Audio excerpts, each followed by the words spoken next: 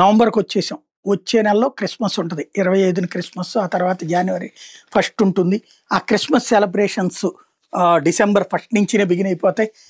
వివిధ చోట్ల ఇళ్లల్లో సెలబ్రేషన్స్ అయన్నీ అమెరికా, యూరప్ దేశాలు చాలా ఘనంగా జరుపుకుంటాయి. అయితే ఈ మధ్య కాలంలో మత పిచ్చతో రగిలిపోతున్నటువంటి ఇస్లామిక్ టెర్రరిస్టులు అక్కడున్నటువంటి వాళ్ళ యువతరపు మైండ్స్‌ని బాగా పొల్యూట్ చేశారు.